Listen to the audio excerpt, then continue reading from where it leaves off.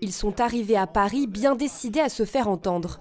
Des centaines d'usagers et d'élus qui dénoncent une ligne aux infrastructures vieillissantes.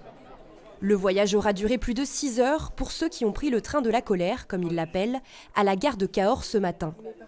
Quand on voit qu'on est à la 3e génération des TGV et que nous on roule encore avec du matériel roulant qui a 40 à 50 ans d'âge, des locomotives qui ont entre 7 et 10 millions de kilomètres, qui sont usées.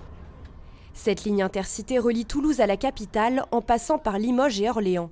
Voyage annulé, temps de trajet rallongé, ces utilisateurs dénoncent un manque d'investissement depuis plusieurs années. On demande un service qui est au moins le même que l'ensemble des habitants de ce territoire français. Ce train intercité, c'est un enjeu majeur en termes d'attractivité.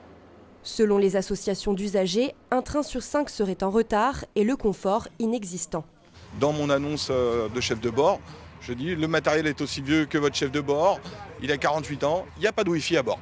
Plus c'est vieux, moins ça roule vite parce qu'après on peut avoir des problèmes avec les freinages électriques, les systèmes de freinage électrique, donc on est obligé de réduire la vitesse pour pas que les clients soient secoués dans tous les sens. En gare d'Austerlitz, un même train de la colère est arrivé de Clermont-Ferrand. Tous partagent la même inquiétude.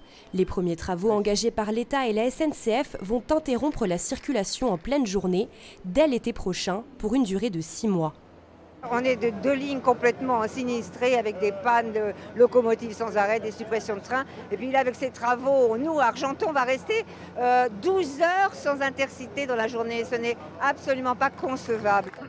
En début d'après-midi, une délégation a été reçue par le directeur des infrastructures du ministère des Transports et non pas par le ministre lui-même, à leur grand regret.